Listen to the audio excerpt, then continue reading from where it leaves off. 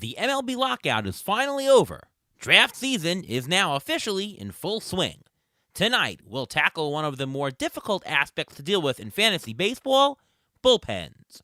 Greg Jewett and Eric Samulski of Reliever Recon join us next for our Mega Reliever episode on Beat the Shift.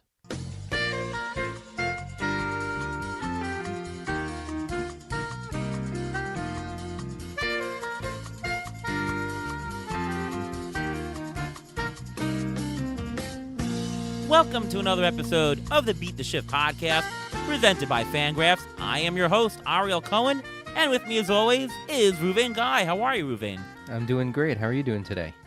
I'm doing fantastic, and we've got such exciting news today.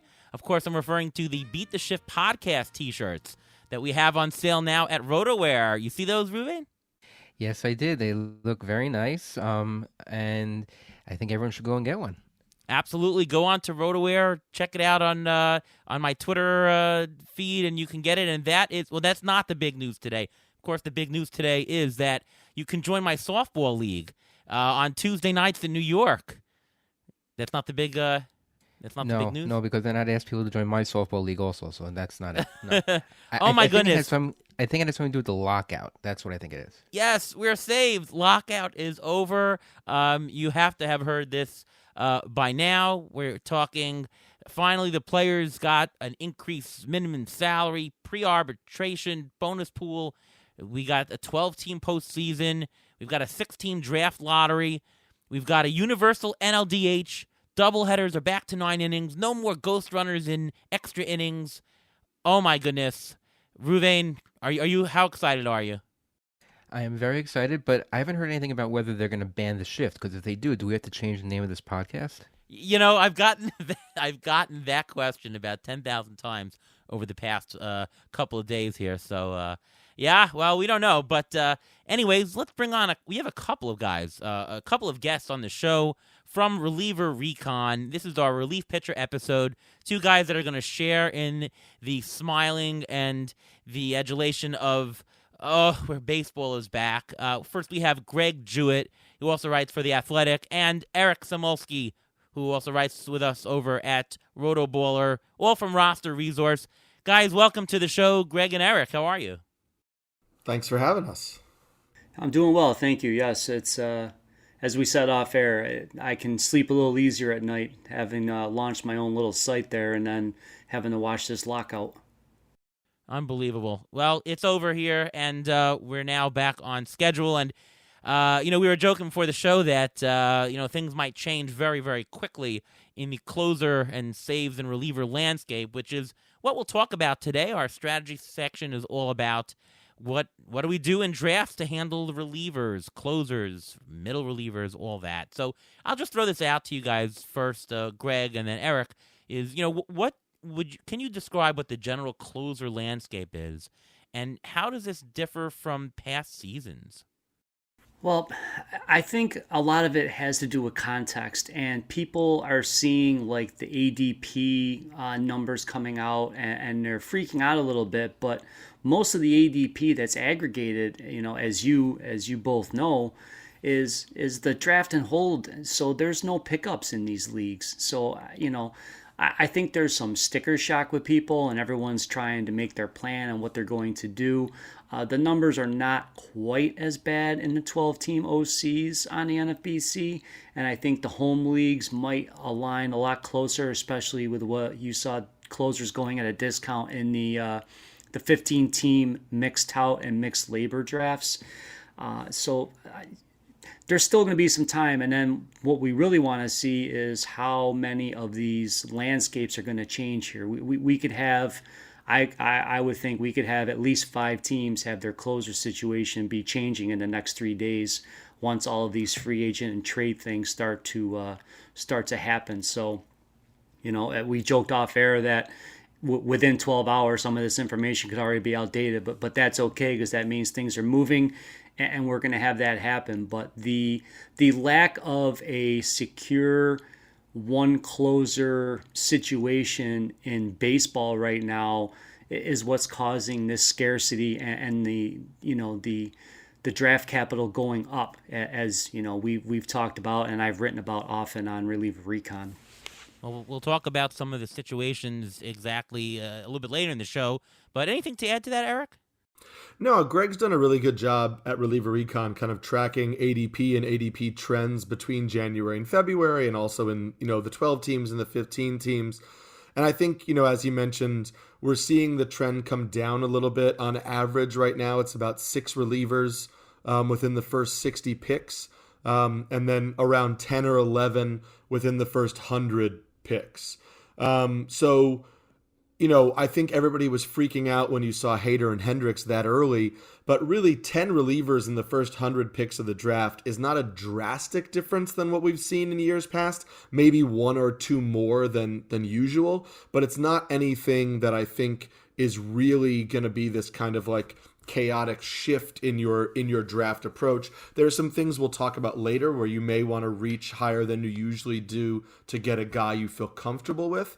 But I think overall relievers aren't being pushed up as much as kind of was exaggerated early on based on the draft and holds. Ruben, anything else?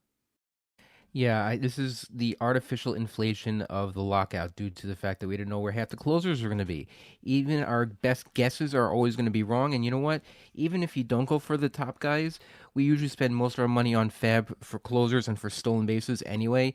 So it's up to you if you want to stay with the trend or if you want to buck the trend. Yeah.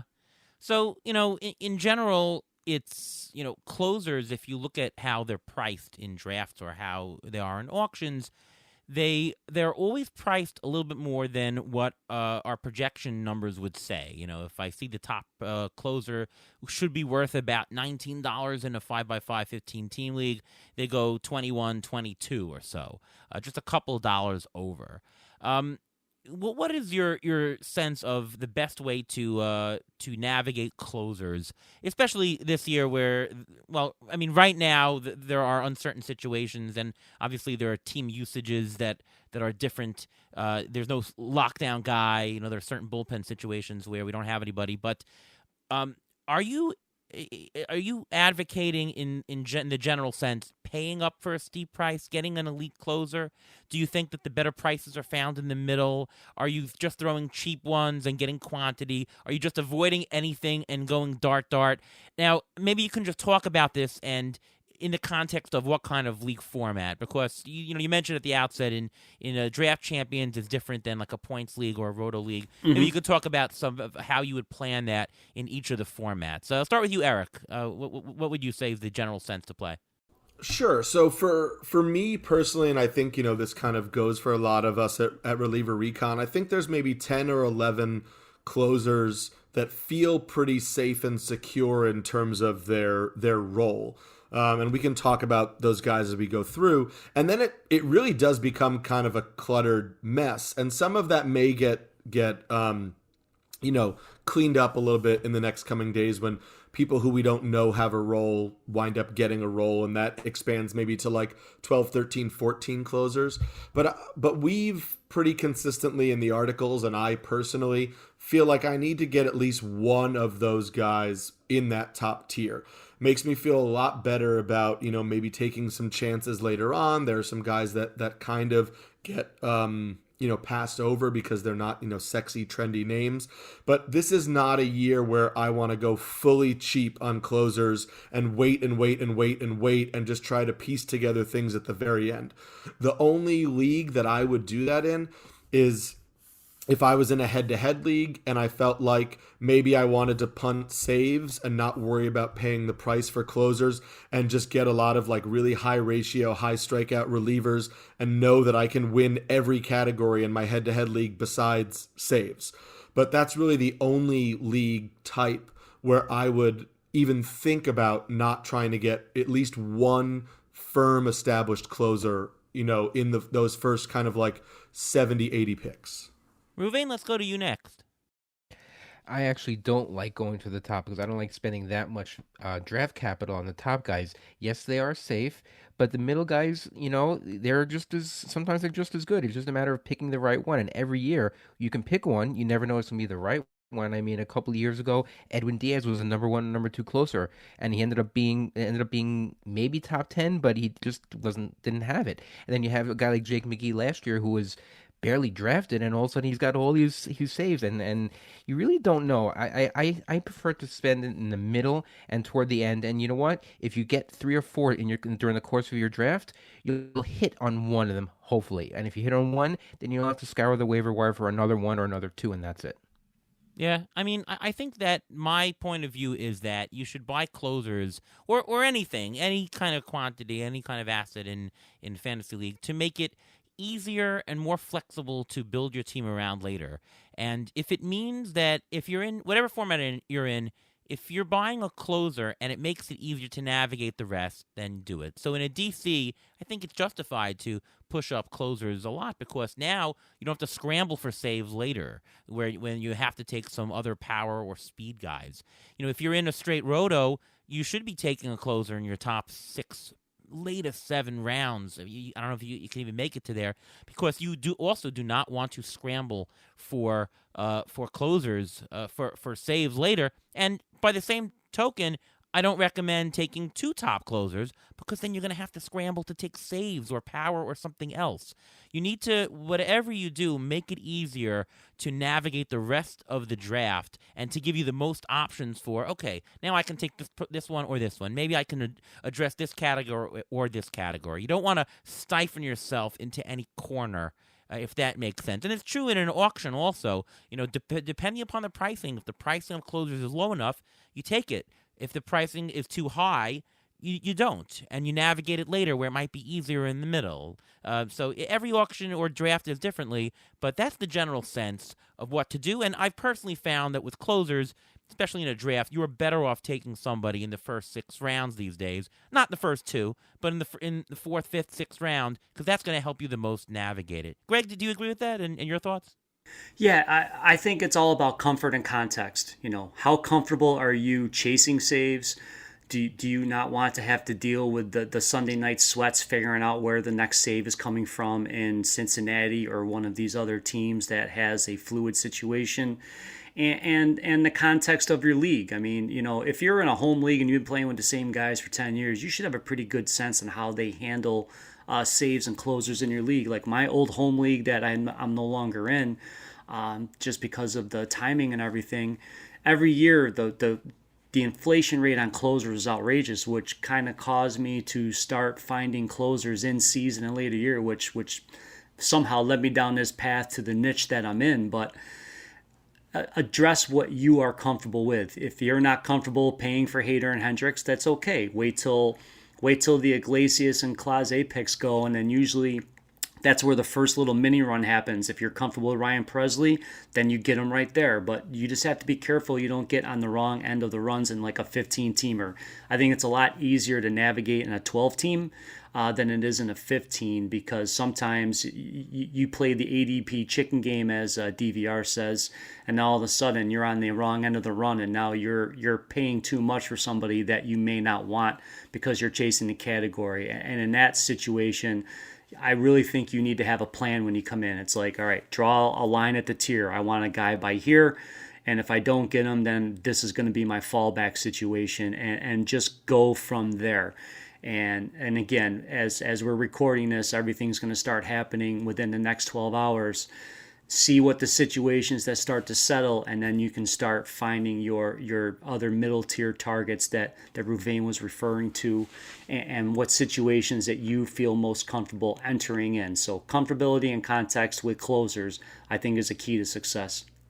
I just want to highlight one thing before we move on. I think Greg's point about knowing your talent is super important. There are some people who are really good at scouring the waiver wire for saves. They're constantly reading news. They're ahead of it. They know who's getting the ancillary saves. They can pick it up. And if that's you, year after year, you're able to nab closers off the waiver wire, then you can take a little bit more risk and wait on guys in your draft. If that's not you and you're consistently missing closers on the waiver wire year after year, then maybe you need to be a little bit more aggressive for yourself because you're playing to your particular skill set. And it's important that we always understand what our skills are when we're drafting and don't just do, what experts say or what ADP says, because that doesn't take into account what we're actually good at as fantasy players. You mentioned the waiver wire, Eric, and last year there was one team in every NFBC league, and I'm sure the same is true about home leagues, where people just spent some ridiculous 30% of their fab on literally the Toronto Blue Jays situation itself. To Merriweather, back to Romano, back to Merriweather, to Romano, who's the next guy, and it was just a colossal loss of waiver wire capital. Do you think that as we go on in 2022, where there are more injuries, so you got to spend more percentage of your fab capital on injuries, and there are more platoons, so you might have to avail yourself more in the waiver wire, swapping in and streaming guys and all that. Do you think that we've gotten to the point where the draft capital on saves is worth paying the extra dollar for a better, more reliable one, rather than saying, you know what, I'm going to play the waiver wire. Yeah, everyone does it. Yeah, it'll be $200. Is it even reliable to say I'm going to spend $200-300 on closers? I mean, you can end up with nothing, just like last year. Yeah, I think, listen, I mean, I would then argue that somebody picked up Emmanuel Clase or Jake McGee or guys like that, and we're laughing for a long period of time in their seasons. So I think there are still waiver wire success stories. But yeah, to your point, I historically have always been a fantasy player who thought, I'm going to take my high upside, risky closers late in the draft. One of them will hit, and then I'll scour the waiver wire and I'll find closers after that. And for years that worked for me. And the last couple of years, it just has been, way more negatives, way more money spent. And that's why I've moved to at least taking one sure thing. So I definitely think, the trend has been to move away from being so reliant on the waiver wire. But I do think, if you have one, maybe two spots that you're churning, I don't think there's anything wrong with that. And we'll talk about this later because I know it's on the rundown. I just think that maybe we have to we have to accept that if a guy is not a primary closer, it doesn't mean he needs to be cut from our roster. That there are a lot of relief pitchers across fantasy baseball who are going to be in the saves mix, but maybe not the primary closer, and are worthy of being on fantasy rosters, especially in 15-team leagues, for the entire season, and shouldn't just kind of be churned for, oh, hey, I might get, Julian Merriweather. He's now the Blue Jays closer, and now that's a week of production, and now you lost a reliever who's actually pretty good, who you cut because you thought he wasn't going to get 25 saves. Let's talk a little bit about holds, because a lot of people out there do play in leagues that either have holds category by itself or more commonly now save plus holds, which we're not going to argue today whether it's better or worse, but let's just talk about how we deal with it. How does the strategy change, Greg, when you're moving to a save plus holds league? Obviously, you're picking players. We don't care if Kenley Jansen signs in Los Angeles, Blake Trinan is a superstar in a save plus holds format. Mm-hmm. How do you change the general strategy when you move to that? Well, when you shift into a saves plus holds, now you're really rewarding pitchers with skill. In this situation, I want guys on winning teams that manage bullpens well and that have strong K to BB rates. I mean, this is where a guy like you just referenced, Trinan, shines. Tyler Rogers last year was sold's gold because he got some saves, he got a ton of holds, he was pitching all the time. So you're going to identify. So like this year, I think there's some really good bullpens. The Seattle bullpen, we're pulling our hair out trying to figure out, is Ken Giles going to be the closer? Is Paul Sewald going to be the closer? Is Diego Castillo going to be in the save mix? But now in this format, you throw all that out of the window. All three of those guys have value because, and as a matter of fact, I think Giles is reliant on saves on a skills point basis right now. I'd probably rather have Sewald first and Castillo second in that scenario with that bullpen. Now you look to bullpens like the Rays that win a bunch of games. They don't have starters that go deep into them. So now you're getting 3-4 guys are getting holds in a win during a game. So these are the things. So this year I would be looking at the Dodgers because they have a very deep bullpen and they don't have a very strong pitching staff right now as presently constructed. You're looking at the Blue Jays because they have a pretty good bullpen. I've heard people saying the bullpen's not good, but I beg to differ. Trevor Richards was very good last year. Tim Mize is a very good reliever. He's going to be like a little bit of their lefty specialist. I think the Mets bullpen could be good because Showalter loves using his bullpen. So, we all make fun of, or we all joke about the Zach Britton thing in the playoffs. But normally Showalter is, he's pretty linear with his bullpen thing, and he gets those guys in there. So guys like Trevor May are going to get a little bump up in this kind of a format. So again, you want guys on good teams, Loizica, Chad Green. These guys are also very good in this format. You want people with the good skills that are on good teams. That's where you're trying to land your stuff. When you're not just looking for a save. Now, this kind of a format, the Souls, this depresses teams like the Pirates and other places where there's not a lot of wins because now those holes don't aggregate, if that makes sense. Yeah. Ruvain, we often talk about rostering closer handcuffs, and I know we've done this type of strategy, you and me together in leagues. Now, there are two basic types. I mean, nothing is classified exactly, but the two basic types of handcuff situations are where you have a pretty set closer, and then you want to get the backup, right? So there's an injury, you have the guy, but then there's a situation of you just don't know, so you get both. Example of this, the Giants. We don't really know. Is it Camilo Doval? Is it Jake McGee? Maybe it's Rogers. We don't know. So you pick up a couple of them, and this way you have a whole situation. Whether it's good to do that or not depends on the price or whatever. But what are your thoughts about doing that for this particular year? I think this is the year of the handcuff. I think especially if you're in a saves and hold league, getting the handcuff, you're getting the save and you're possibly getting the save and the hold, especially if you get two of those guys in the Seattle bullpen. Or even the best example I think would be Boston. If Boston keeps their situation the way they are, Garrett Whitlock was almost more valuable last year than Matt Barnes. But Matt Barnes gets the saves, and Garrett Whitlock gets you all the strikeouts and amazing ratios. So having the handcuff there, you get the best of both worlds, and I think that's the best way to put it. It also covers you in case you don't get the right guy. Let's say you're going after the Pittsburgh situation. Let's say you want David Bednar, who's going pretty early. If you want David Bednar, that's great, but last year, Pittsburgh didn't use Bednar as a closer. They used Chris Stratton as a closer, and he got all the saves while Bednar played in the high leverage situation. So the handcuffs are great, but you have to know which organization you're getting these closers from and what they feel, whether they want the best pitcher in the highest leverage situation or they want the best pitcher in the ninth inning. So Eric, do you agree? And are there certain situations that people are drafting as handcuffs that you like and certain ones that you want to stay away from this year? Yeah, I definitely agree with what Ruvain is saying in the sense of, knowing the team, right? So I think that sometimes we think like, oh, the Astros are one of the best teams in baseball, so I'll get Ryan Presley and then I'll handcuff him. It's not that way like it is with football. You don't just take the backup to a good closer and think, oh, if this closer gets hurt, I'll have the backup. Because teams don't operate like that anymore. They use multiple guys. So I think you need to look at the team construction and then also look at the pitcher. If it is a good pitcher that who could come in and take the role and be a solid closer, fine. But if it's a pitcher who's not that great but is the backup and you think, oh, he'll just get saves, that wouldn't be a situation that I would be for.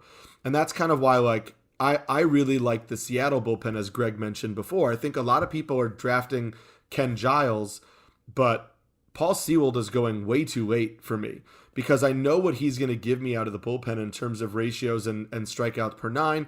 And if he gets 10 saves because he's, the quote unquote handcuff, Greg likes to use it as kind of like the primary and the ancillary save option, which I think is a really good way to look at it, is like a lot of these teams have closer 1A and closer 1B. And Seattle is one of those.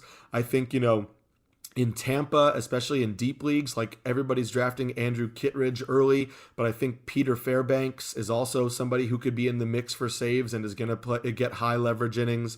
We know Kansas City is going to use multiple relievers, so Scott Barlow's there, but Josh Stallmont is still going to be involved. You mentioned San Francisco, Doval and McGee. There are a lot of situations like that where most likely in Minnesota. I mean, we at Reliever Recon really like Taylor Rogers, but Alcala is another guy who I think if you're getting Rogers early, getting Alcala late as a right-handed, complement, not even handcuff, but complement, I think is a strategy that works as well.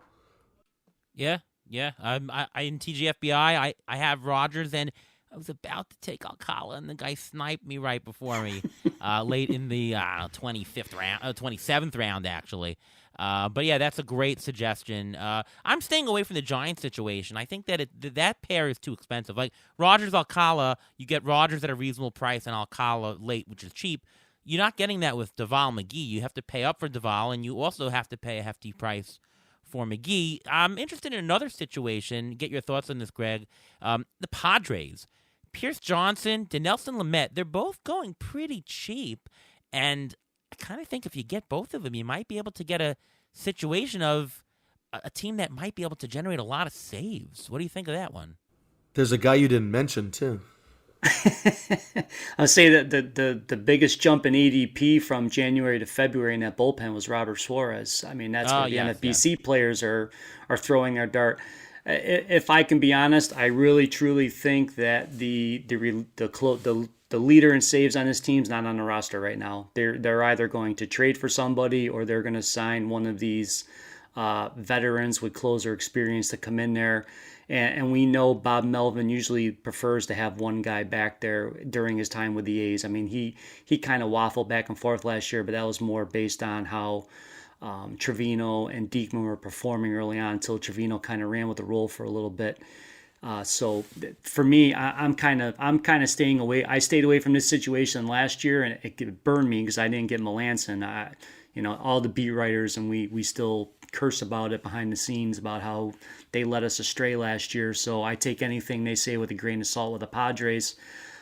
So right now, I really want spring training to see. I want to see who's pitching in the fourth or fifth inning before the regulars leave the game, because that's usually when the closers are getting their work in during the spring training contest. So I want to see what happens there, or who they end up bringing in or adding. I really skills from a skill standpoint, I think Lamet could do very well. I just don't know if his elbow would hold up, because closers have to pitch back-to-back days or sometimes 2 and 3 days.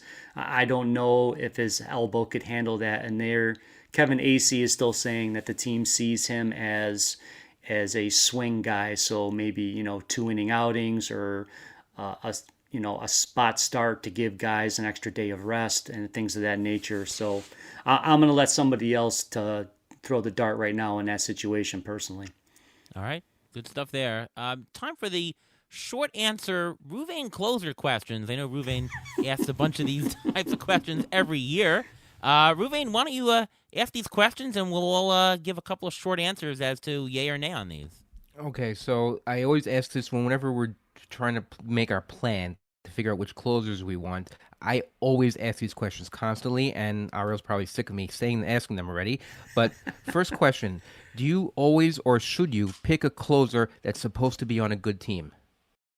What I want is a closer with a clear path to saves. I don't really care how good of the team he's on. I mean, obviously, the better the team, the more save opportunities that will happen.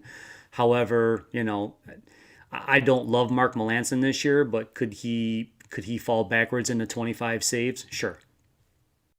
Eric? Yeah, I think it's yes and no, which I know is terrible for this, but I do think that, sure, if you can get a rock solid closer on a good team like Liam Hendricks or Josh Hader, then great. That's why they're going so high.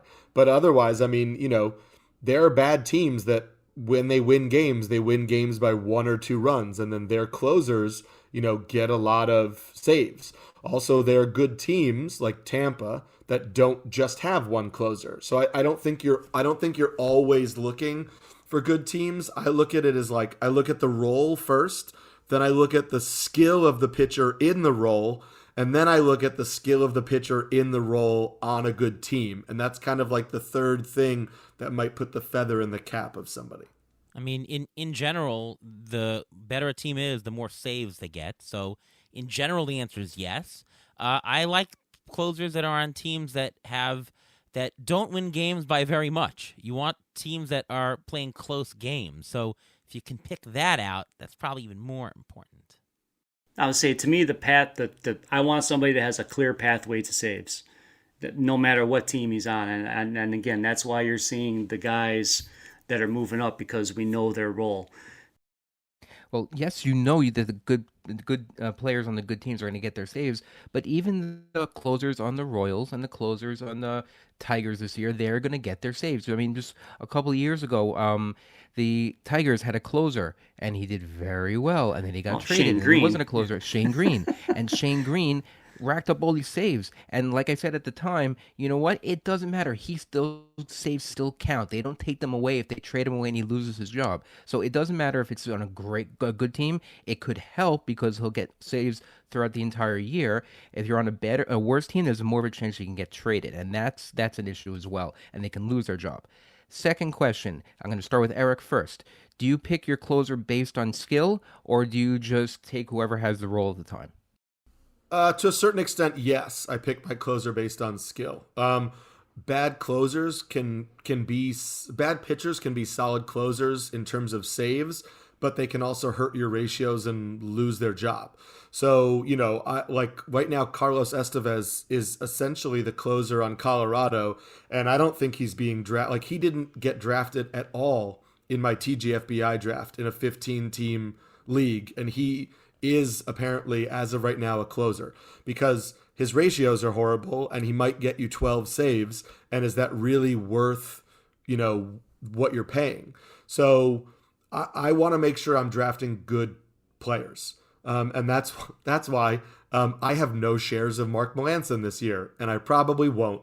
I just don't think that he's a really good pitcher. And I think if he's not getting saves, he's not going to bring a lot to your team. So if I'm drafting a guy like that, I'm throwing all of my eggs in the basket that he gets saves. And we know how fickle that is. So I'd rather draft pitchers I think are also really good pitchers. Greg? I weigh it sort of the way you phrase it. I'm more worried about skill. But I want clear pathways if I can get them. If I can't get clear pathways, then I will take a guy, and you referenced this earlier, I call it an HLR on The Athletic, at the highest leverage reliever. A case in point for that would be Paul Sewald. Okay, so I don't know that he's going to be the closer because they have so many options, but if he gives me 7 wins and 10 saves, then I'm happy, and I can use him in a 15-team format. Not so much a 12-team format, but in a 15-team format, there's a lot of value in that. But I am concerned about skill and role more exclusively than the other stuff that's involved there. I think there's a limit to crappy players that you want on your team. If you're going to have players that have a whip over a certain amount, those ratios, great. Yeah, and on the converse, I like guys who have very high strikeout rates. Those are good because you're getting production in the strikeout department either way. I think the fab situation matters also. If I can fab people pretty easily, I'm okay with rostering guys more for the roles, less on skill, because I can churn it more. If you're in a situation like a DC where it's more based on skill, I stay away from some. I'm going to stay away from Gregory Soto in a DC because, I don't know, the guy's going to walk the park every time. At some point, he's going to lose the role if he keeps doing that, and it's risky to roster those guys. But in a fab format, yeah, take him. If he ain't the closer, he's hurting your hurting your ratios for 3 weeks that you use him before you cut him. And the fact that now we know that all games and all doubleheaders will be 9 innings long. Those middle relievers, if they're not going to get you a save, there's an even greater chance that they're going to get a win. Especially if they're going to be a lot of doubleheaders because they have to make up the games of the first week that has to be redone because of the lockout. Now, the third and final question that I want to ask, and Ari, I'll start with you this time. Do you avoid closers that could be traded and or lose their job, like on a bad team, and also, in the same sense, do you avoid closers by committee because you don't know whether or not they have the job? So the closers who could be traded, no, I don't avoid that because at worst I'm getting a half a season worth of production. And at worst, I'll try to trade somebody in the end, or I'll fall into more saves, or heck, people lose their roles, so I'm okay with drafting 3.5 or 2.5 closers on a team. It's really hard to know who's going to be traded. So, and if they get traded, they can still be the closer. It's still a possibility, and they can still do well on teams. So I don't avoid that. But closer by committee situations, talking about the Rays, the Reds these days, I am avoiding them when the price is prohibitive. I don't want to invest in one guy where I know he's going to get half a share of saves. And that's why, like Giovanni Gallegos, I don't know exactly the situation. I don't know that the Cardinals are going to let him run with it the whole way. So I'm hesitant to pay because I think it might be a safe share for him.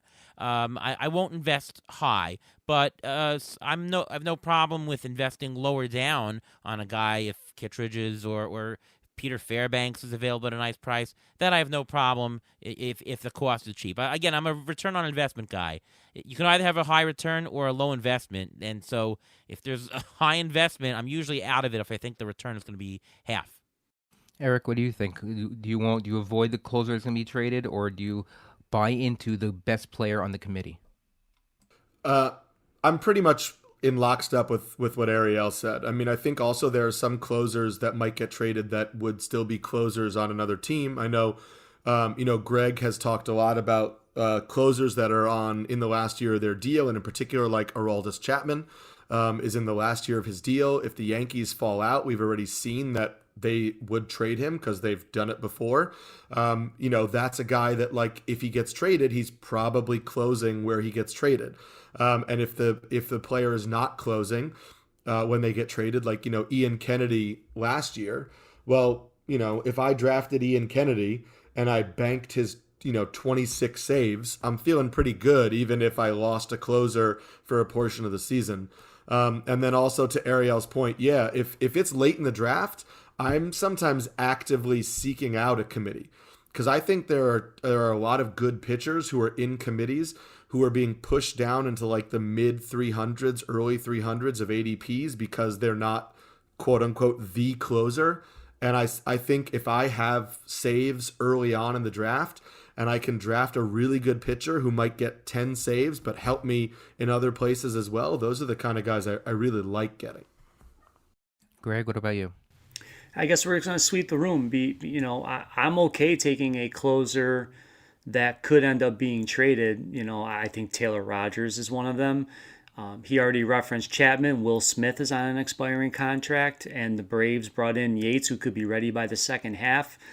So just be cognizant and be ready to move. And if you're going to take a guy in one of these committees, again, you focus on the skill. You want the guy that has the velocity, the ability to miss bats, and limit contact, and those are the guys you put your targets on, and you at worst you're getting ratio protection. You're not just swinging in the wind. And I also think another part, I believe they are capping the amount of pitchers on a staff to 13 this year. Interesting. I guess Ohtani would have some kind of different rules, or we'll find out what those are. Mm-hmm. But in any case, before we go on to a couple of specific situations on teams, time for the Injury Guru's Trivia of the Week.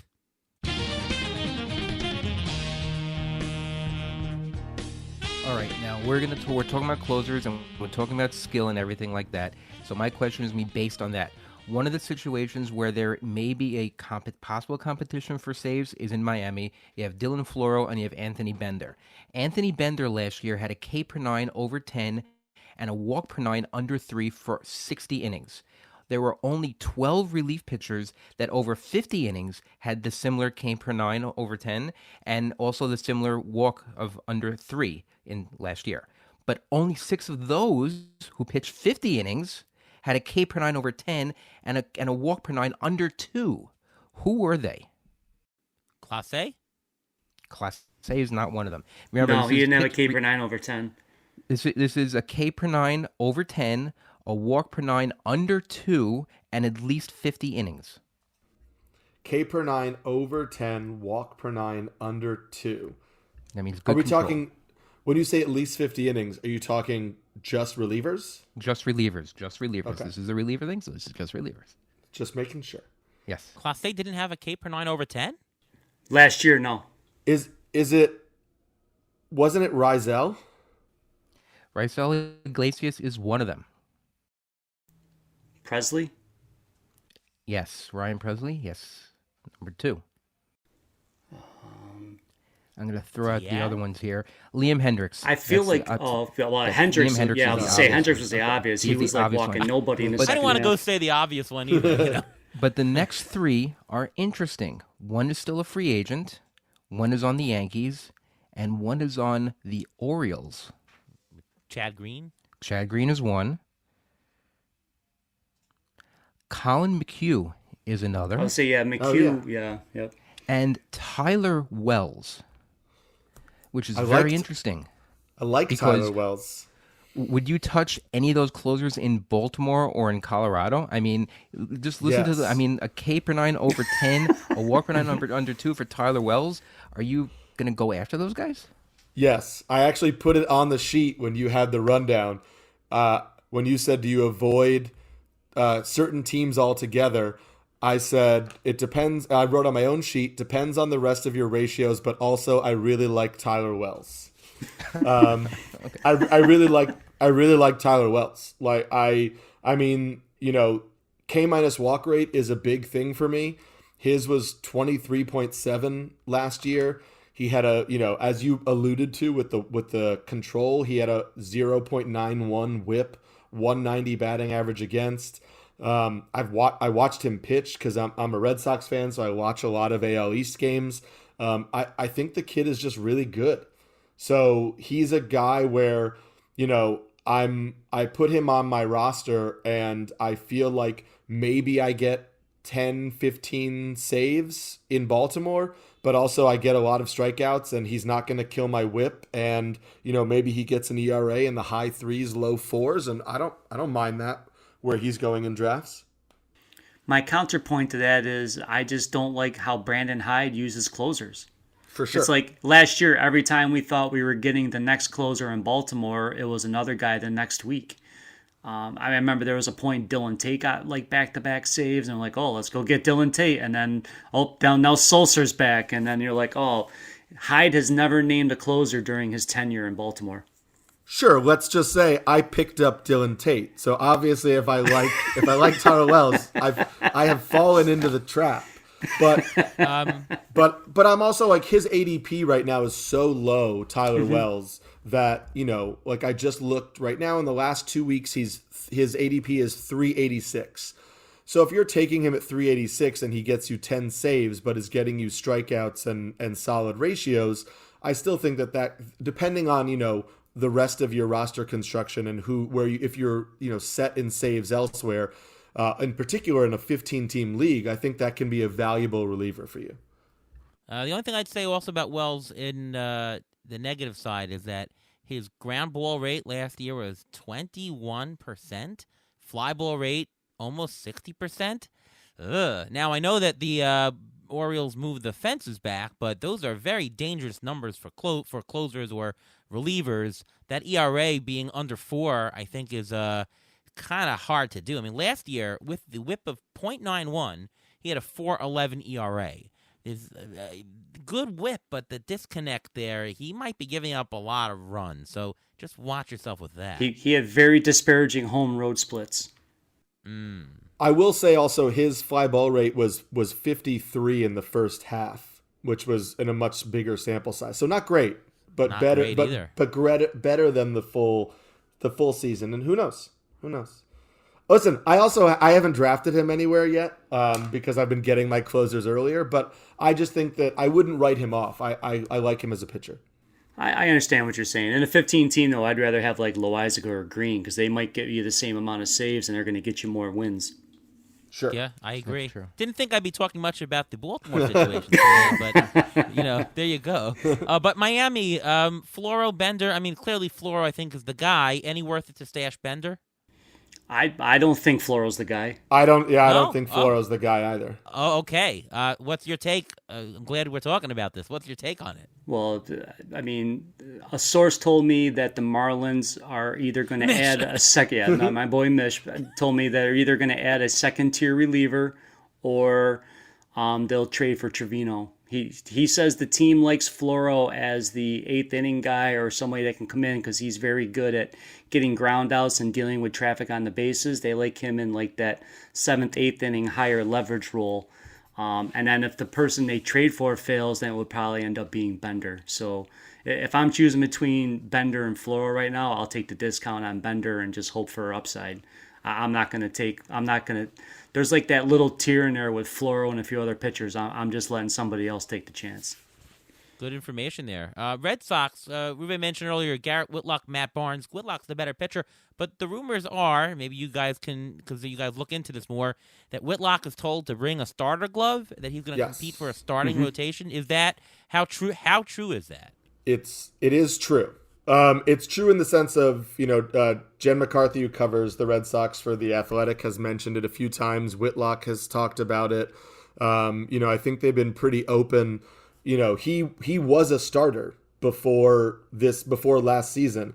And I think it's also important to know that, he was, even though we're not going to have a Rule 5 draft this year and the owners want us to never have a Rule 5 draft again, he was a Rule 5 pick. And really the only reason that he was in the bullpen last year was because he had never pitched above Double-A. The Red Sox weren't comfortable putting him in the rotation right away. They put him in the bullpen. He did well. They kept him there. But he only, in his entire minor league career, only made one appearance that was not, two appearances that were not as a starter. So he is a starter. He has the pitch mix to be a starter. He had really good success in the minors as a starter. So I really like Garrett Whitlock, and I have no shares of him this year because I just don't know what that role is going to be, but I don't think he's closing. I think at worst he becomes what Tanner Houck was last year and starts sometimes, pitches 3 innings out of the bullpen sometimes, but I don't see him being the closer for them. You agree, Greg? And is it going to be Barnes then to start the year? I agree on Whitlock. I think Boston's going to either bring somebody in for the ninth, and I really think that they're going to take some of their Tampa Bay roots from Bloom and apply it to the rotation and how they're going to do this with the 13 pitcher rule. If that is in effect, you've got the starters at the top, but they brought in Waka and Hill to absorb innings. They might end up being piggyback guys with Whitlock and Houck. I mean, you're going to need guys that can take multiple innings with reduced numbers of pitchers in the available on a daily basis. And which Barnes are we going to get? The one who got 18 saves in the beginning of the season, or the one from July 1st on that had an ERA of almost 6? So, this is a situation where Jansen could end up, or they'll bring in somebody like. It's hard for me to say for sure, but I would think they're going to bring in a reliever or two with veteran, closer experience. Kennedy. I don't know if Kennedy would be the right. Kennedy to me would be a very good fit in Miami or going back to Texas because he's a fly ball pitcher. So maybe trading back for Kimbrel again. They could. I could see that, but I don't know if they would pay for it. But that's possible. I will say I agree with Greg, and Greg's all very smart and all knowing when it comes to relievers. I do think that no. I do think that the Barnes hate has gone a little far in drafts where he's going 270 now after Lou Trevino, after Joe Barlow, who I don't think is going to be closing in Texas for ever or for that long at all. Barnes has been a really good relief pitcher for the vast majority of his career. And definitely that stretch last year was a very bad stretch. But they've talked about, how often he was being used and the fact that he got worn down and then changed his pitch mix and changed the way he attacked hitters because as a residual effect of how often he was being used and him kind of making alterations around how he felt his pitches weren't as effective as they were on normal rest or they were normally. So, I mean, this is a guy who still has a career ERA of 4.04 after, a couple bad seasons early on transitioning to the bullpen and last year. I don't see any reason why he can't be a high 3s ERA pitcher who chips in some saves for you And I still think that can be valuable, even if, as Greg says, they kind of go to a Tampa Bay model where he's, not the only closer, but a closer. 38% strikeout rate last year. His problem, of course, is his walks. Right, it's all about the walk rate rate with him. Yep. Yeah. And Garrett Whitlock can learn again to become a starter. That's not going to be the issue, especially because there's another reliever turned starter in that rotation in Chris Sale. Remember, Chris Sale started out as a closer for the White Sox before he was traded, so he can maybe learn some things to get back to where he was being a starter. And as for Barnes, his fly ball rate was last year was 46%. That's a little high to be at, especially at Fenway Park. That's a little bit high. If he can get the ball on the ground a little bit more, then his strikeout rate's great. If he can get the ball on the ground a little more, then he should be able to hold his job. And not only that, if they have a better fielding infield and they have a good team, because remember when he first was named closer a couple of years ago, the Red Sox weren't that good. Then they got better last year, and now all of a sudden they got a better defense, and a better defense behind him. You get a better Matt Barnes. The fly ball rate was a little bit of an anomaly. He's been a low 30s fly ball rate for most of his career. Maybe that was abnormal. Maybe it was a fluke. His ground ball rate, though, still did stay consistent. It was still low 40s. So, some of those line drives just lofted a little bit. Maybe chalk it up to whatever, and maybe they fixed him. But, so I guess our consensus here is Matt Barnes does have some value, and Whitlock's probably going to start. Ruvain, start with you on Toronto quickly. Jordan Romano, I think he's a fantastic pitcher. And I personally would be okay with having him as my closer. Are they going to import somebody, or are you confident? Because I know you drafted Romano in some leagues. Are you confident that he's the guy? I am confident that he is the guy. I mean, listen, the Blue Jays are crazy. They'll go and sign someone for $1 gazillion, and they'll be the closer next week. But Jordan Romano was very, very good last year. His K rate was like 12. He's a fastball and slider pitcher only, so he's got the repertoire to be just the closer you want. And plus, remember, last year, Toronto had Kirby Yates while he was recovering from Tommy John surgery, and they let him walk because they probably thought they have something with Jordan Romano. So I think he is the guy. I don't think they're going to get anybody else. If they get someone else, it'll probably be at the trade deadline, not the beginning of the year, so you'll get your saves from Jordan Romano earlier in the year. Anyone disagreeing? I just like that Ariel said import because it was Canada, so they're going to import somebody else. I would say no. I'll throw this to Ruvain because Romano. It came out that he pitched through he had a meniscus. He had to get meniscus surgery. He was pitching from August on through an injury. I mean, his velocity went down a little bit, but he actually even got better. He had a 37-7 K That's to a great BB. sign, by the way. Yeah, how they trust him.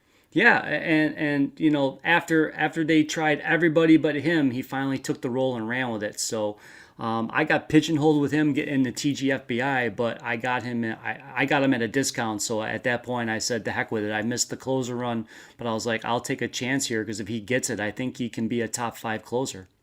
But maybe because he was pitching injured, he actually learned how to pitch instead of just throw the hard heat. So that may be why he did better, because he's actually learning how to pitch. Yeah, he threw more fastballs and less sliders, and he had to get better with his location. I tracked that in my player profile on the site, and I spelled that out to everybody. I'm like, if he goes back to throwing more sliders, then the strikeout rate's going to get better. But if he can hold over those command games, I mean, again, you're looking at somebody that, with health, could put together a very elite season. Tigers, Gregory Soto, Michael Fulmer, some different kind of skills, some good skills in each. Greg, what do you make of that situation, and who are you buying, and are you buying both, one or none? In the off season, I was okay with Soto. I really want that walk rate to come down. If I can see he's pitching with better command in the spring, I'll probably be more in on him. I'm just worried about Fulmer and health. I mean, it's like everyone's forgetting that Fulmer's had so many issues through the years, and one of them being a back issue. And I don't like back injuries. So, again, he was very good as a reliever. I just don't know that can carry over and continue.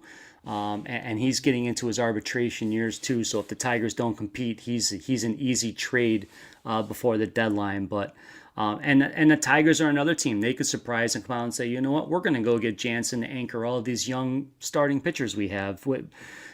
Jansen to me is the big key in the offseason here. Where Jansen goes kind of will set the table, and then we kind of see if and when Kimbrel gets traded, and then all the other stuff falls into line.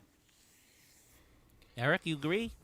Yeah, I mean, I will say I like Fulmer, and I agree with Greg on the risk. Currently his ADP over the last 2 weeks is 337, where I kind of feel like you can take a little bit of that risk there. I really like that in the second half of the year, he upped his slider percentage. He was throwing his slider 46% of the time in the second half.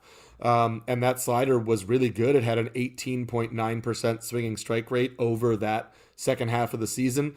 I think that he was pretty effective as a reliever.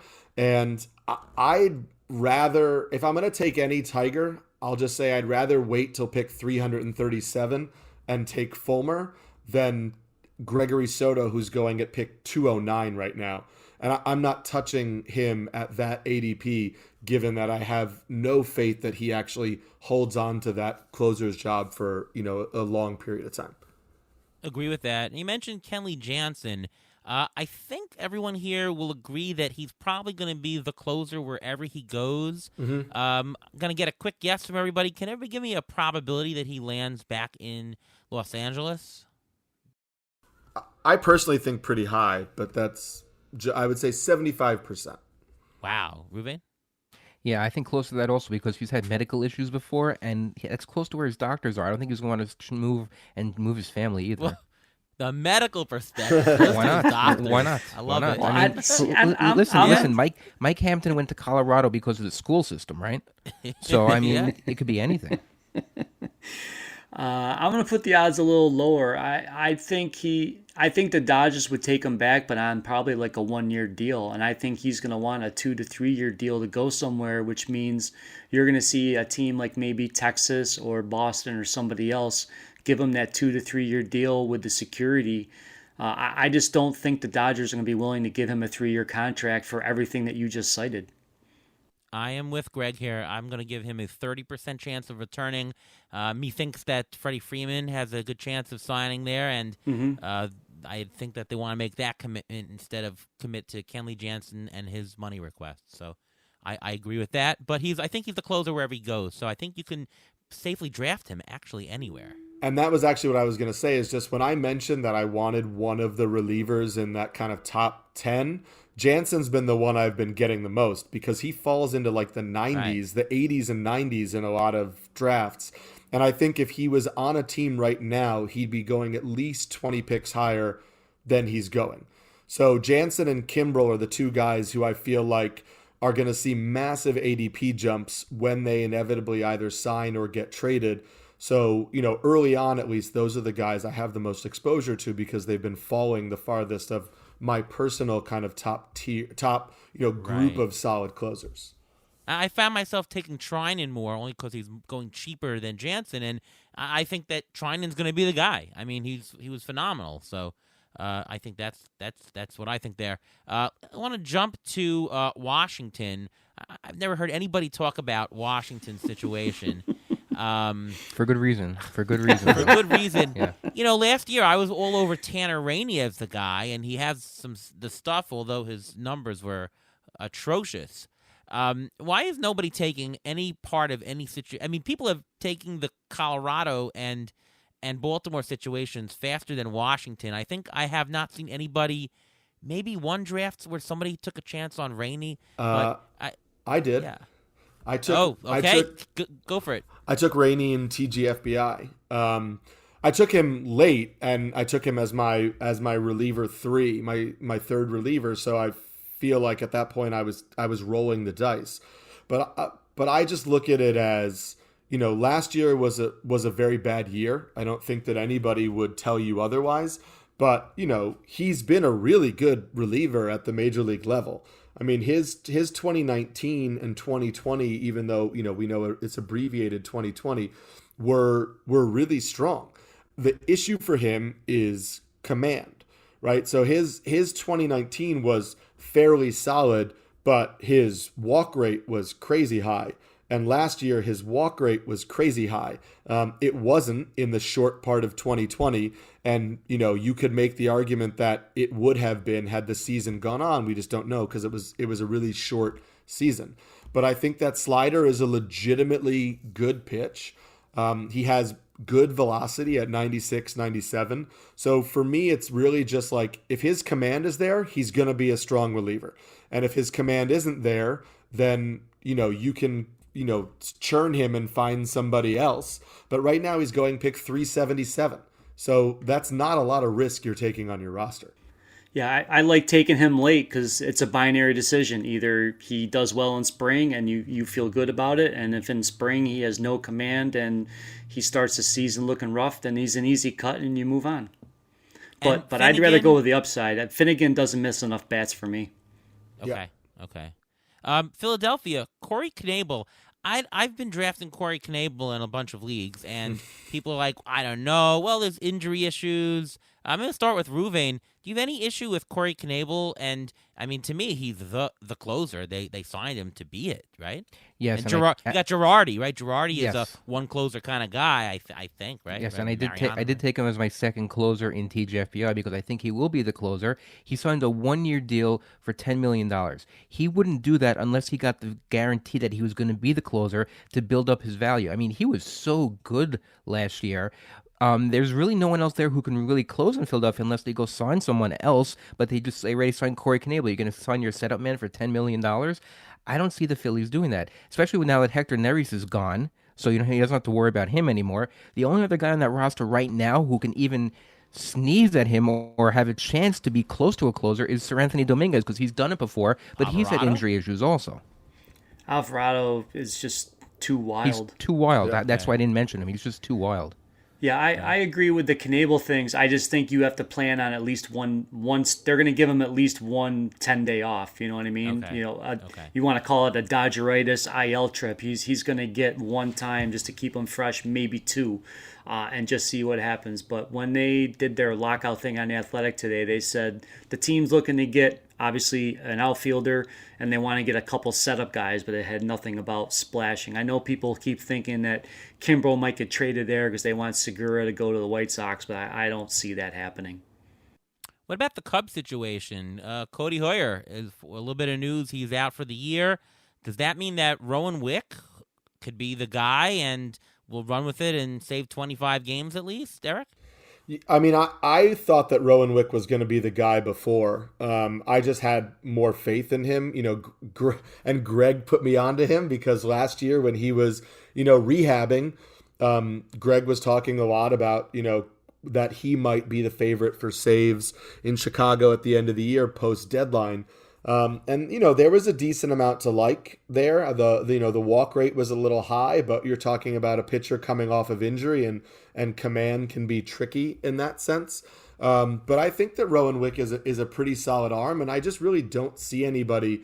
There's Rodriguez in that bullpen, but I don't necessarily really think that he's going to take that job. I think, he had really solid performance on the curve and the cutter last year. And then there's also the fastball with decent velocity. So I think he has two complementary offerings to a solid but not spectacular fastball. And I think you can make that work. For me, it'll depend on who they add, if they add people in free agency. Yeah. And if you want a deep sleeper, Scott Efros. He's a really good K to BB guy. And I think Greg's point is good. I've heard a lot of people suggest that, the signing of guys like Marcus Stroman suggested that, the Cubs aren't going full rebuild. They signed Stroman, they signed Wade Miley. There's a chance that they traded at the deadline last year to get a lot of prospects and then are going to use their cap space or use their money and sign players back and try to compete. So that could be a possibility where they add a closer or a guy to compete with Wick if they don't go and get like a kind of a higher profile reliever. If Tepera goes back there, I'd be very interested in Tepera. And speaking of Marcus Stroman, do you look at the bullpen and look at the closer situations and think, you know what, this closer situation is not that stable. I don't want to draft a fourth or fifth or third starter on the team because they may lose wins because of the bullpen? Well, you say that, but I mean, God, the Brewers bullpen blew me so many wins down the stretch for Brandon Woodruff last year. I was pulling my hair out. Also, somebody mentioned this the other day. I forget who it was. I think it may have been Vlad Sedler, but like Kyle Hendricks got 14 wins last year. I mean, he was on a terrible Cubs team, and he had the worst year of his career, and he got 14 wins. So if a guy with a 4.77 ERA on one of the worst teams in baseball can get 14 wins, I'm not gonna speculate on who's gonna get wins and who's not gonna get wins and write off a pitcher just because of that. Didn't they have Kimbrel to close out games also last year? Only in the first half. In the first half. The first half, yes, correct. Maybe he'll come back. He doesn't have to go very far. Right? Who knows?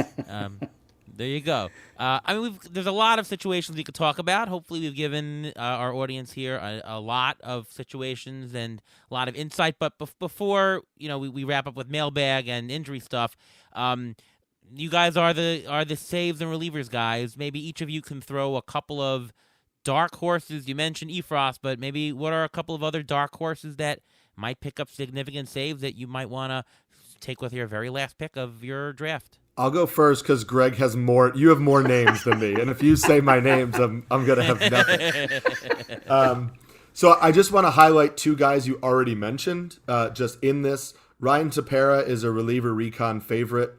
We really like his skills, so depending on where he goes, he could be a really solid option. And Chris Stratton in Pittsburgh are guys that were already mentioned. I really like throwing a last round pick on AJ Puck. I think Puck is a reliever now. I don't think that the Athletics want him or trust him to be a starter. I still think the talent is there. He's got really good swing and miss stuff. And they have shown in the past that they don't necessarily care if their primary closer is right-handed or left-handed. And I don't think that Lee Trevino is the closer. And also there's rumors all over the place that, they're going to trade Matt Olson. They might trade Matt Chapman. They might trade Chris Bassett. That it's not a team that's looking to compete right now. So I don't really see them throwing a lot of money to bring in a late inning reliever if you're not going to try to compete. So if it's just Trevino in the bullpen to start out, I think that Puck has a really good chance to move his way into, at worst, a timeshare, if not taking over that job. Yeah, I'll just piggyback on that. I mean, if there's somebody that can take like an Andrew Miller leap in the bullpen, it would be Puck. That they have very similar attributes and pitch mix and effects with those pitches. So some sleepers. I'm a little nervous about Chapman this year, so I'm going to be targeting a lot of Jonathan Loizaga. I think if they transition him into a one-inning role, I think he could be very good. If you look at his StatCast page, it's all red. And down the stretch, he was very, very good, especially with the K to BB, and he gained velocity in the bullpen. He was 97th percentile in fastball velocity last year in the majors. In Colorado, we didn't really touch upon them, but I think a sleeper out there could be Robert Stevenson. I think he had a 25-5 K to BB from August on last year. It kind of flew below the radar. In Kansas City, a sleeper to me is Dylan Coleman. I think Seattle, if their luck kind of runs out this year and things normalize in their one-run contest and records, if they don't contend, they signed Andres Munoz to a very team-friendly deal, buying out his arbitration year. So if they decide that they're going to flip Giles and do some other things with that bullpen, you could see him get second-half saves. Art Warren in Cincinnati, and we talked about Bender, and my sleeper in Baltimore is actually Jorge Lopez. He transitioned to some relief outings at the end of the year, and again, I don't trust anything that they do, but he could be somebody in very, very deep leagues that could get you a couple vulture wins and maybe evolve as a reliever with strikeout upside. So there's a bunch of names there. I love it. And also Alex Reyes is going after pick 300. Jordan Hicks is going super late. Alex Reyes, Genesis Cabrera. I mean, there's a lot of guys in Seattle if Giovanni Gallegos isn't going to be the guy. St. Louis. Sorry. Yes. I saw that S and my brain just went to Seattle. Right. Yeah. In St. Louis, if Giovanni Gallegos isn't going to be the guy, and I think we all kind of think he's not going to be just kind of the guy, there's going to be a little bit of a timeshare or a split in that situation. Yeah, all the quotes there are so cryptic, it drives me nuts. Now, you mentioned Art Warren. How secure is Lucas Sims in his job? I know he had a little injury issue last year, and Art Warren was very good, under the radar, very, very good. He's capering on like over 14, and he has closer stuff. Do you think he ends up the closer there in Cincinnati? Well, the problem with the Reds is they're one of these teams ever since they traded Rizal, and the reason Iglesias wanted to be traded was they were trying to get him to say, hey, let's pitch in some 8th inning and 7th inning, and Rizal was like, no, thank you, I want the 9th, and he kind of, the team was good. He asked his way out, and they granted him that trade. Last year, there was 4 different relievers led the Reds in saves for the month. The reliever with the most saves in any month for the Reds last year was Heath Hembree with 7, and then he got cut in August. So I just don't like how the Reds do it. Now, you spoke about Sims. Sims was terrific when he came back from the injured list last year. I mean, he was their best pitcher from August on in the bullpen, and they were giving save chances to Michael Givens with, I think, a 14-12 K to BB. So the Reds bullpen, the way that Bell and pitching coach Johnson use them is they're almost using it fungible like other teams where they want Sims to get the most important outs and then they'll figure out the last 3. That's the only thing that worries me there. I like, from a skill standpoint, I really like Sims and Warren. I just don't know how Bell's going to use any of them. We can talk about all this and then Luis Cessa will lead them in saves and we're all going to be like, what the hell happened? Greg, we didn't talk about this in the strategy section, but I think it's really important to talk about this. Let's say you're in season. You don't want to bid on a player in the waiver wire that, he's now the closer. Now you got to spend 15% of your fab to try to even get the guy. You generally want to get the guy when he's 2% of your fab a week earlier. Mm-hmm. What are the indications and what should you be looking for on a week-to-week basis at the box scores as to who the next guy to pick up and when should you act? Like, can you give us a little bit of action points on how to play the waiver wire? Yeah, what we're trying to do is see guys who are changing in the leverage ladder. So he went from the 7th, now he's up into the 8th inning, or if he's being in those highest leverage moments that I keep referencing. And Fangraphs have some really good, if you use the win probability area, there's a GMLI and other stuff in there that kind of lets you it gives you a framework of who's getting the highest leverage situations for that team. And it might be a precursor to this is going to be the next guy up. And there's also the metrics with the shutdowns and meltdowns. A shutdown is an appearance that helps your team or gives them a better chance of winning, whereas a meltdown, you come in and you obviously don't do well. But guys who are very good at getting shutdowns and limit meltdowns, these are other people that transition up. So as an example, I think at one point last year, Hader was tied with a couple of other guys in the WPA, but the guy that he was tied with was not a closer, but he was giving you those chances to win to his team that made them people to look for. So, and you spoke to the point, whereas last year, think of all of the FOB money that was spent on Blue Jays, Reds relievers, and all these other guys.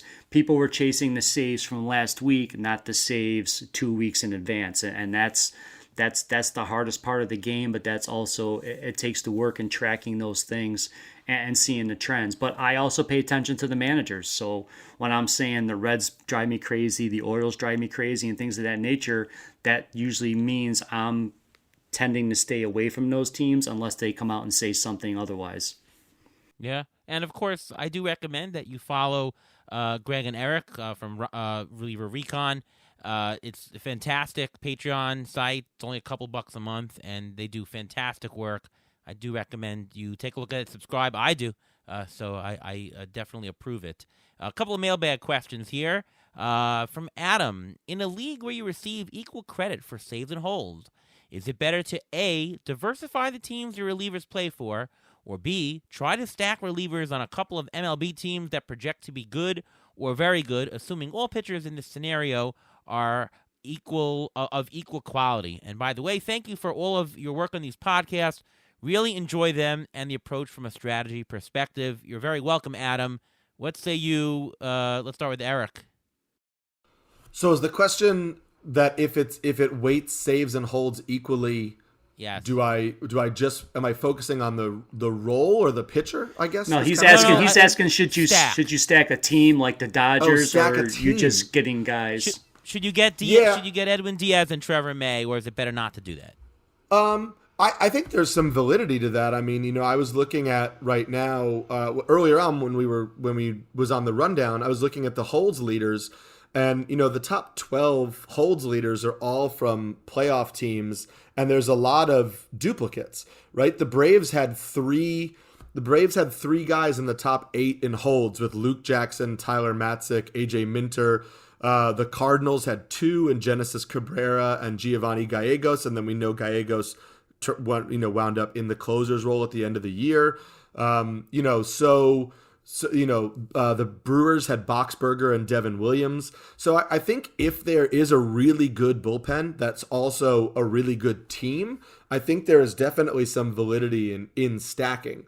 But I think that I can really only think of maybe like 6 or 7 teams that I would want to do that with.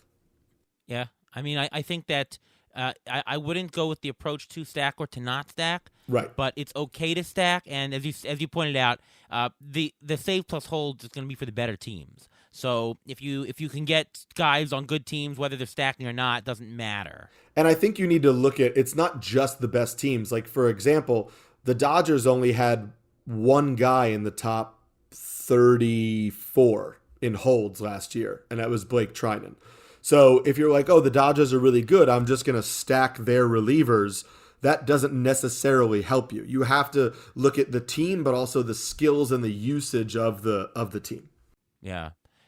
Question from Civ and also from Ari Rubin. And by the way, Ari is going to be playing in my softball league, I believe. So here's a little plug here. If you want to play softball on weekday nights, on Tuesday nights in New York, Long Island, let me know. We can sign you up for a fantastic softball league. We do recruiting on air, right, Ruve? Sure, you do. Well, anyways, the questions are very similar. Who are your favorite middle relievers for holds and ratios? Who are some great relief pitchers for holds? And Fulmer or Soto in Detroit? Well, we've talked about that, but can you give us some good just middle relievers for ratios and some great relief pitchers for holds? I mean, I do that on a regular occasion. Let me just pull up the closer charts. I mean, when I'm doing that stuff, I'll be looking at Hector Neris this year because he'll be setting up in Houston. Let's see. Again, Loizica, Chad Green, you can't go wrong with either of them. Paul Sewald. We flip over to the National League.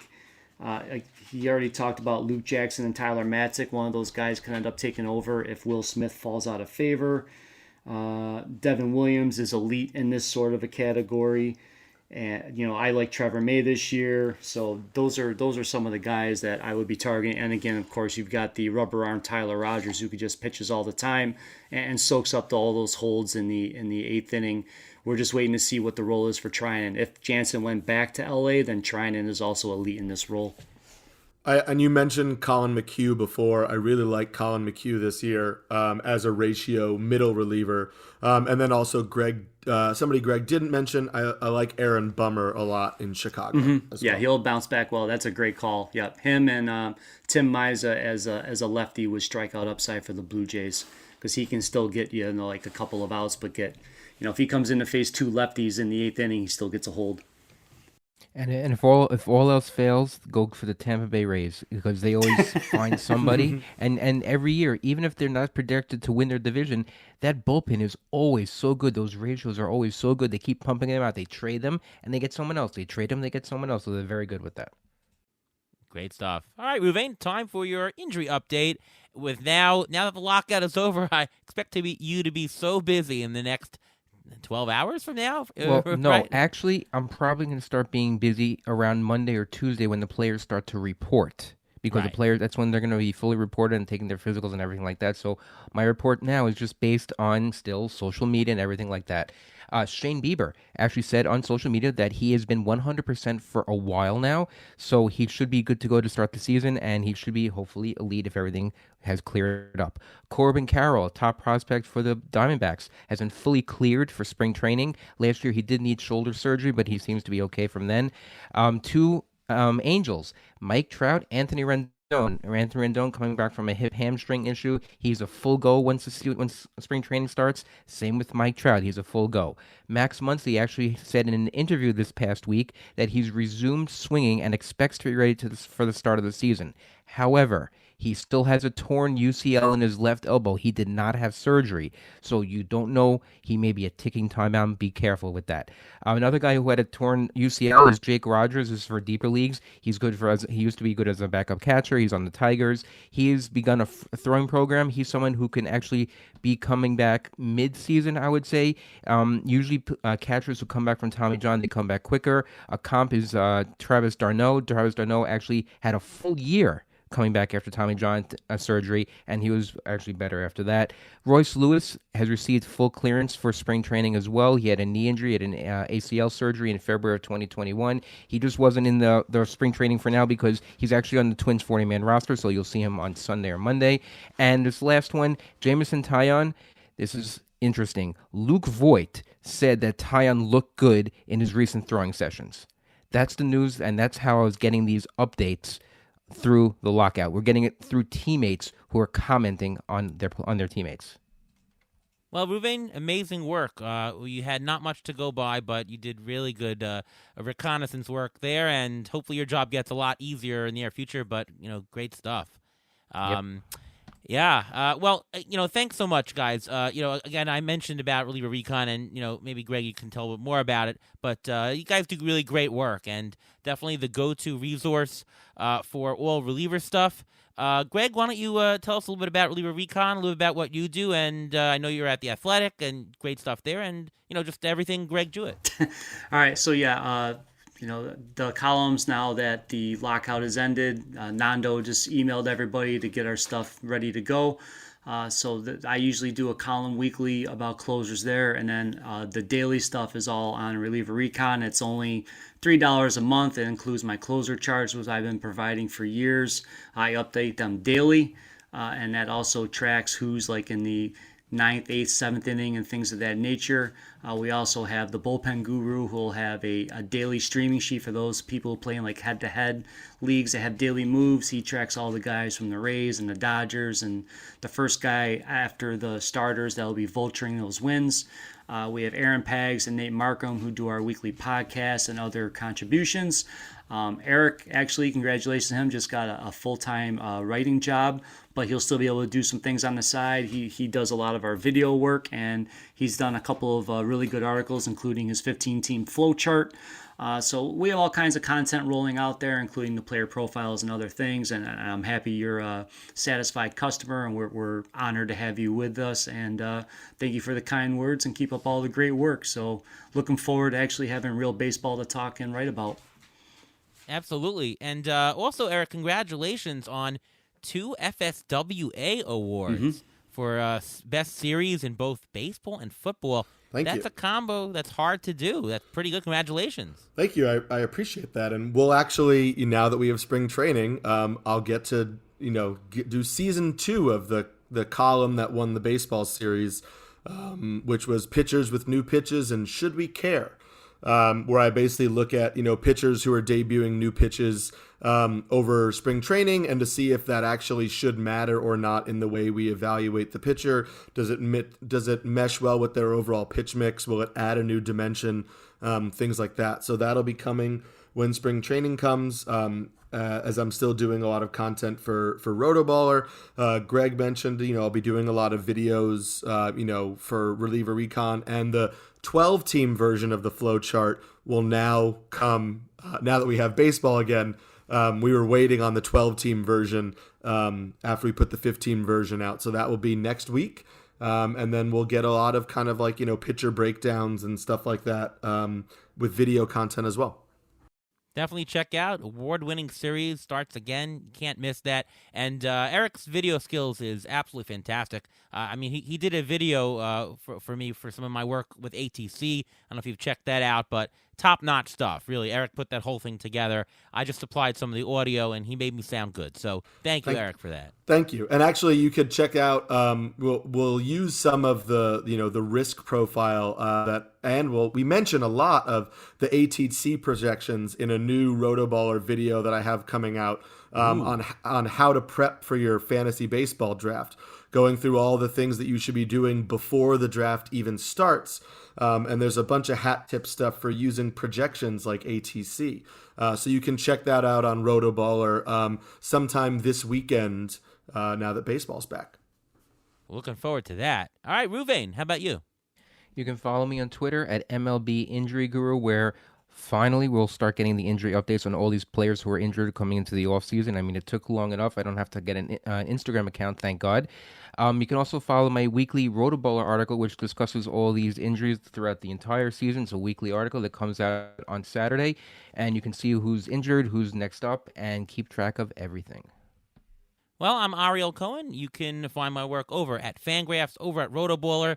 ATC projections are up on those sites and on CBS Sportsline. And you can follow me on Twitter at ATCNY. Of course, you can listen to me right here on the Beat the Shift podcast every week. And as we mentioned at the top of the show, we have official Beat the Shift podcast t-shirts. Oh my God, the guys at RotoWear did a tremendous design. You can actually see literally beating the shift, and it has all the Fangraphs and ATC emblems on it. Support the show and definitely get it. If you are enjoying the show, definitely get a t-shirt and show your swag. Take some pictures, post it all over social media. And Ruben, how many did you buy? Did you buy 20 of them? No.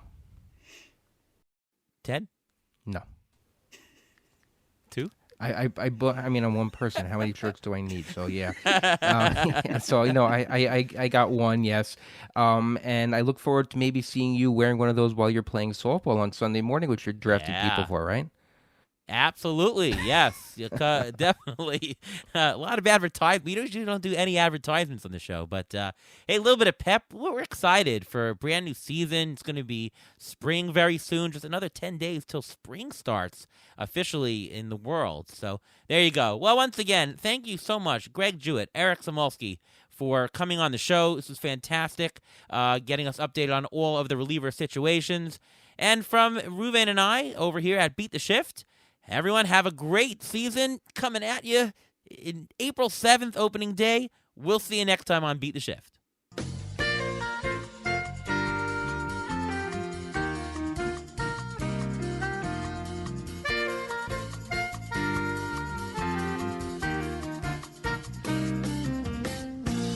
Thanks for listening to the Beat the Shift podcast presented by Fangraphs. Follow us on Twitter at beat_shift_pod.